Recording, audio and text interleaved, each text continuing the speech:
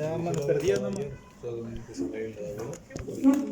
Ay, mano, se me han volado, creo. ¿Has subido los videos de Meca? No, todavía. Súbelo, pero ve que sea como 80 puta. No hay que estudiar, mano, necesitas 20 para probar. Doctor. Lo que no entiendo es por qué el abrazado se contaron tus recuerdos, sus sentimientos. Ya ven. Ya sé. No, porque se sintió una conexión que Muy bien, acá tenemos a la glándula paratiroides. Perdón, a la Examen tiroides. de hembra.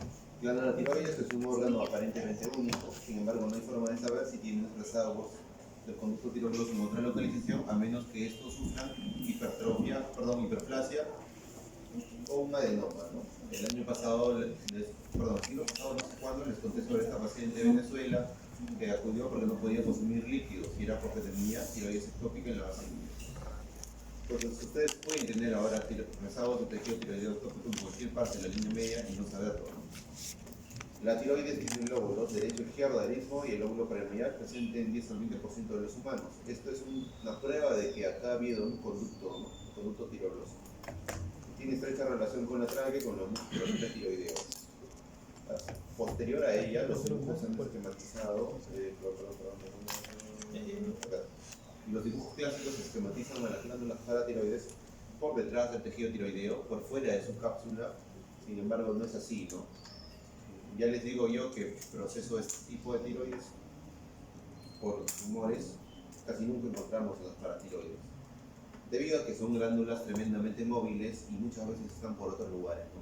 Tanto más proximal como medialmente. Entonces, los humanos pueden tener de 1 a 4 glándulas paratiroides. Regresamos. El peso de la tiroides es variado, ¿no? Puede ir desde los 17 gramitos hasta los 40 gramos. Depende mucho del tamaño de la persona, del sexo de la persona, del estado de ciclo menstrual en el que se encuentre y de la dieta. Cuando la tiroides se ve influenciada por un entorno bajo en consumo de yodo, pues sufre una hiperplasia debido a que la tiroglobulina no se comienza a unir con yoduro. Se sigue produciendo tiroglobulina pero no se moviliza. Tendríamos un aumento compensatorio de la glándula tiroides, ¿no? La glándula tiroides también puede sufrir atrofia, ¿no? Una glándula tiroides puede sufrir atrofia en escenarios en donde hay un consumo o producción externa de T3 y T4. Por ejemplo, si Joseph toma por error vitamina C, que en realidad es levotirosina, su eje hipotálamo hipoficial de tiroides se va a suprimir, haciendo que la tiroides sufra atrofia. O si, por ejemplo, Yasuri tuviera un estruma ovario funcionante, al producir un exceso de hormonas tiroideas, independientemente de la influencia del hipotálamo, va a generar una retroalimentación negativa, ¿no? Entonces, ustedes ya dominan el eje hipotálamo, hipófisis, tiroides. La influencia externa de la hormona distal retroalimenta negativamente a toda la cadena. Entonces, la tiroides se puede atrofiar en escenarios en donde hay un exceso de hormonas tiroideas y se puede hipertrofiar cuando hay una deficiencia en su producción o una deficiencia en en el consumo de yodo en sangre. La tiroides es un órgano parcialmente encapsulado, ¿no? La microscopía electrónica demuestra que hay tejido tiroideo en contacto con partes blandas. Al parecer es una defensa evolutiva debido a que los antiguos humanos se peleaban con animales que atacaban el cuello. No todas las tiroides tienen una forma en alas de mariposa con 2 lóbulos puntiagudos arriba y romos abajo, ¿no? Las tiroides pueden ser muy asimétricas. El lóbulo tiroideo izquierdo a veces es más grande que el derecho, ¿no? Generalmente los lóbulos tiroideos izquierdos tienden a ser un poco más grandes que los derechos.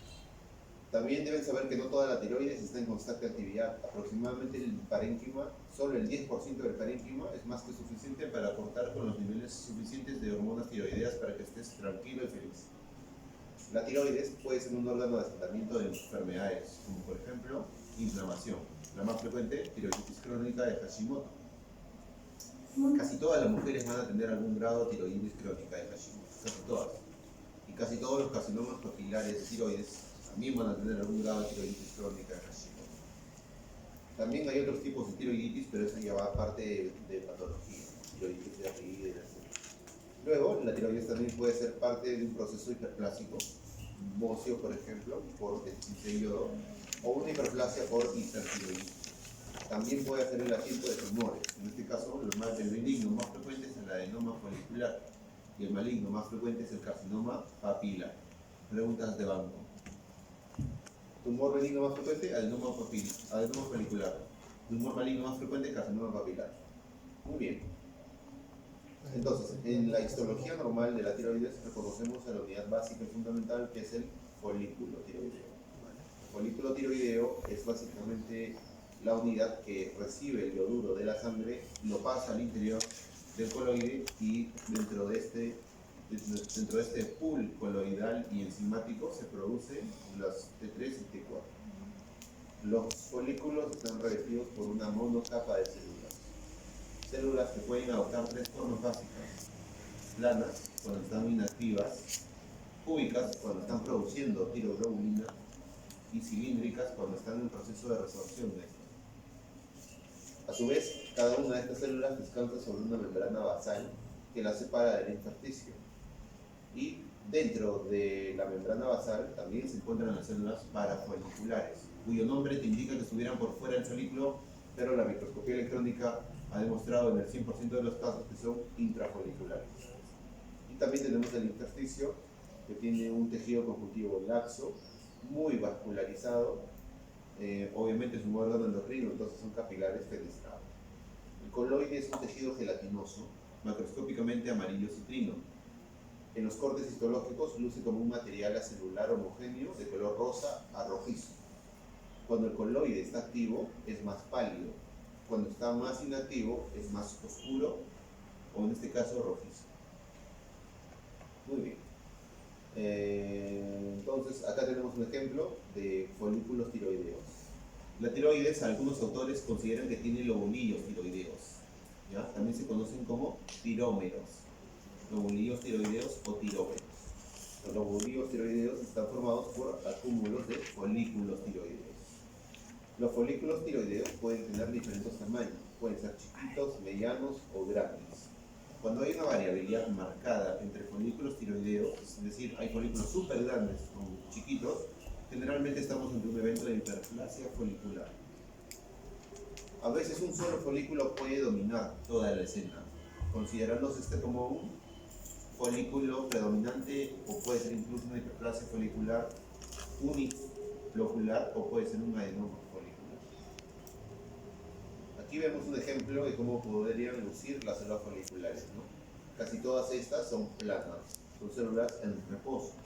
Algunas otras tienen un cuerpo más cúbico, son células que están más activas, produciendo este material coloide, ¿no? Que es la tiroglobulina. Acá tenemos más ejemplos en donde encontramos células parafoliculares. Las células parafoliculares en realidad están rodeadas por la membrana basal que rodea a los folículos, ¿no? Son intrafoliculares. Las células parafoliculares están implicadas en producir a partir del ADN el péptido de la procalcitonina. Las células parafoliculares tienen un núcleo redondo a oval con un nucleolo central a excéntrico y están cerca de los folículos y de los capilares, ¿no? También vemos acá en el intersticio, que es delicado, es un intersticio laxo, la presencia de vasos sanguíneos, vasos capilares, desde pequeños vasitos de apenas 1 a 2 micras de diámetro hasta grandes vasos ya de mayor calibre. Nosotros entonces vamos a tener acá lo mismo, folículos tiroideos de diferentes tamaños, ¿no? En la célula folicular vamos a reconocer un dominio apical, que es el dominio que está cerca al coloide, un dominio basal, que es el dominio que está reposando sobre la membrana basal, y un dominio lateral, que es este dominio en donde hay uniones de caderina, por ejemplo, que unen a las células foliculares entre sí. En el dominio basal hay que resaltar la presencia de los receptores de tipo TSH, ¿no? Estos receptores de TSH son los que se unen a la TSH de la hipófisis y por lo tanto mandan la señal nuclear para que se produzca la tiroglobulina y en este caso la T3 y T4. Luego tenemos receptores de membrana, diferentes tipos de membranas, de receptores, y se resaltan obviamente los receptores que permiten el paso del yoduro del compartimiento intravascular hacia el coloide, ¿no? Hay un receptor o hay un transportador a nivel del dominio basal, que es el NIS, que es el transportador o cotransportador sodio-yoduro, y hay otro importante que es la pendrina, que es el cotransportador yoduro-cloro. Entonces, el yoduro, ingerido con la dieta, pasa por el lumen intestinal a los capilares intestinales, donde es llevado al corazón y del corazón hacia los vasos capilares de la tiroides. Este yoduro pasa al interior de la célula por el cotransportador yoduro-sodio. Aquí el yoduro pasa al coloide por el cotransportador yoduro-cloro-opendrina. Y en el coloide, el yoduro se oxida a yodo y este finalmente se une a la tiroglobulina para formar la monoyodotirosina y la diyodotirosina, componentes básicos de las hormonas tiroideas. El proceso, en este caso de creación, surge a partir de la emisión de señales nucleares, ¿no? También reconocemos acá una moderada cantidad de mitocondrias. Les dije que cuando hay un exceso de mitocondrias, el citoplasma de la célula folicular se hace más granular. Esta granularidad le da un aspecto más rojo o eosinófilo, que es esto que ven acá, ¿no? Este aspecto granular rojo marcado se conoce como metaplasia de células de Hartle. Múltiples micropuntitos que señalan tiroides, que señalan mitocondrias, ¿no? La metaplasia de células de Hartle, o también conocida como metaplasia oncocítica. Oncocítica. Las células también tienen microvellosidades que ayudan a la resorción y a la secreción, en este caso, de productos, ¿no?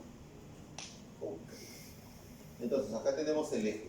La hipófisis libera los factores liberadores, el hipotálamo libera los factores liberadores y la hipófisis los factores estimuladores, que finalmente van a unirse a los receptores de TSH para producir T374. Cuando hay un proceso autoinmune, se crean anticuerpos que se unen contra estos receptores de TSH. Es decir, en algunos pacientes con hipertiroidismo, su hipertiroidismo se debe a que hay anticuerpos que ellos mismos están produciendo y que atacan se unen a los receptores de TSH.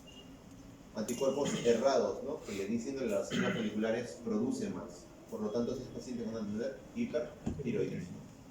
Las células parafoliculares representan apenas el 0.1% del volumen epitelial. Son más grandes que las células foliculares, son de tensión pálida y pueden estar solas o pueden estar juntas, ¿no? O formar grupos.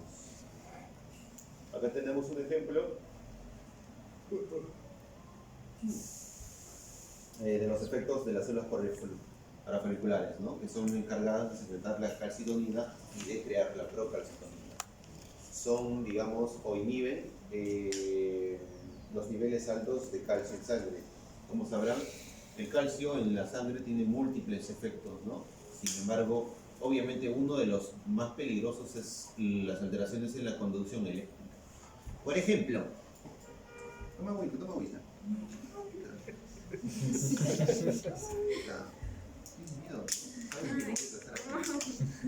Supongamos que yo agarro a Yamilet. ¿Sí? ¿Y ya me das Yamilet? Chao. No, tú no eres a Yamilet. Yasuri Yamilet es ella. Yo soy la Yana. Supongamos que a Yamilet le inyecto una ampolla de calcio en la vena yugular. ¿Qué le va a pasar? Antes de que pasen 20 segundos va a tener una arritmia de la patada y se va a morir. Por lo contrario, ¿no? Supongamos que por alguna razón hacemos desaparecer todo el calcio inmediatamente el cuerpito de Eric. El chamo. También va a tener una arritmia. El calcio, como sabrán, es un ion que participa en la despolarización de las membranas celulares. Despolarización que se produce, por ejemplo, en las uniones neuromusculares, despolarización que se produce en los axones, ¿me entienden? Es como una molécula de intercambio de información, pero no es una molécula, es un ion. Por lo tanto, el equilibrio del calcio es delicadísimo en el cuerpo. Así que la calcitonina y la paratormona no solo sirven para que no te dé osteoporosis, sirven para que estés acá, para que tu mano no esté temblando como una malagua antes del examen, ¿ya? Es muy importante entonces que se mantengan regulados los niveles de calcio en sangre y para estos participan la calcitonina y la paratormona. Y ustedes, así como saben que hoy va a ganar Mike Tyson, deben saber las funciones, los efectos y las reacciones que producirían una baja de calcio por hipocalcitonemia o un exceso de paratormona, ¿no? hay tumores que generan hiperparatiroidismo. Por ejemplo, el tumor pardo del hiperparatiroidismo es un tumor que genera un exceso de paratormona. Y también hay situaciones en donde los humanos van a tener una deficiencia de calcitonina. Por ejemplo, a un paciente al que se le hace una tiroidectomía total, el cirujano se puede volar todas sus glándulas paratiroides si el paciente tiene hipocalcitonemia en sangre. ¿Ya? O sea, no hay nada que en su sangre le regule los niveles elevados de calcio. Y así, es importante, es importante. Doctor, ¿cómo se relaciona directamente el síndrome de ovario poliquístico con un hipotiroidismo? Pues no lo sé, la verdad, no me acuerdo. Por- Debe ser algo con hipófisis. No, bueno, el hipotiroidismo se asocia con los factores. No sé. Búsquenlo en ChatGPT. Aquí tenemos un ejemplo histológico en donde podemos ver a los folículos tiroideos con la presencia celular folicular, Pero ¿no? más se relaciona por factores genéticos. Acá tenemos el ejemplo de los tres fenotipos que pueden tener las células foliculares. Las células foliculares pueden tener un fenotipo plano cuando están en reposo, es decir, cuando no están creando tiroglobulina. Pueden ser cúbicas cuando están produciendo tiroglobulina. O pueden tener una morfología cilíndrica cuando están resorbiendo tiroglobulina. Notamos acá que en el coloide hay una línea blanquecina. Esta línea blanquecina es un artefacto de retracción. La línea blanquecina homogénea es un artefacto de retracción del coloide por el procesamiento de tejido. Pero a veces encontramos estas cositas, vacuolas. Son las vacuolas de resorción. En estas vacuolas se está produciendo la escisión de la proteína para su movilización al interior del compartimento vascular. Es como una mordidita del que. ¿Ya? Entonces, el coloide también, como vemos, este coloide es más eosinófilo, o sea, más intenso que este de acá, que es más pálido. Significa que este coloide tiene más meses o años de antigüedad que este, ¿no? Acá hay movimiento constante y producción de tiroglobulinas, en cambio en este no. Acá tenemos los efectos de la T4 y T3. Las hormonas tiroideas en el cuerpo es como la gasolina para los vehículos, ¿no? Las hormonas tiroideas estimulan directamente el metabolismo celular. Y por lo tanto, una deficiencia de hormonas tiroideas retrasaría el metabolismo. Es muy importante conocer los síntomas y signos desde esta etapa tan precoz. Ustedes están en tercer ciclo, a esta altura ya podrían diagnosticar a un paciente que tiene hipo o hipertiroidismo. En nuestro cuerpo hay células que se están replicando súper rápido, por ejemplo las de la sangre, ¿no? Los eritrocitos se dividen rapidísimo. Las células de nuestro pelo también, los queratinocitos de nuestros cabellos también se están dividiendo rápidamente. Si nosotros tenemos un hipotiroidismo, todas las células que se dividen rápidamente van a dejar de hacerlo.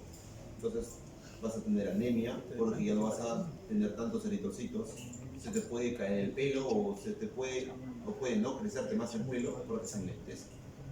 En el hipertiroidismo ocurre lo contrario, ¿no? Se acelera el metabolismo y todos los procesos metabólicos van por dos, ¿no? Incluido tu función cerebral. En el hipotiroidismo no podrías estudiar bien, en el hipertiroidismo tendrías una ventaja académica. Respecto al calor, como saben, nuestro cuerpo utiliza el ATP como molécula de intercambio de energía, pero no es un proceso eficiente porque para obtener un poco de ATP, el 40% de esa energía química y el otro 60% se dispersa en forma de calor. Entonces un paciente con hipertiroidismo estaría más caliente porque estaría produciendo mayor cantidad de ATP. Lo contrario, un paciente con hipotiroidismo estaría más frío, tendría una sensación de frío porque no produciría tanto ATP. Un paciente con hipertiroidismo estaría flaquito porque estaría metabolizando constantemente nutrientes, mientras que un paciente con hipotiroidismo, como su metabolismo es lento, aumentaría fácilmente de peso. Y así, ¿no? Entonces todo lo que vayan y relacionen con rapidez metabólica los orientaría a un hipertiroidismo y lo contrario con un hipotiroidismo. Ya con eso podrían hacer el diagnóstico clínico y la sospecha de algo. Las glándulas paratiroides pesan de 25 a 45 miligramos. Básicamente encontramos tres componentes celulares: el endotelio, las células principales y las células oxífilas. Por ejemplo, que tengo células principales son las encargadas de producir paratormona, las células oxífilas no producen nada, y tenemos a los adipocitos y vasos capilares que forman parte del tejido conjuntivo. Lo mismo, células principales no basófilas, en algunos lados mezcladas, células acidófilas o oxífilas en este caso, y vasos capilares, ¿no? Que forman parte de la glándula paratiroidea. Y esto que ya deben saber, y listo. Vamos, banco otra vez. Que me podría uno al menos hecho de Qué rico. Me decía hace rato.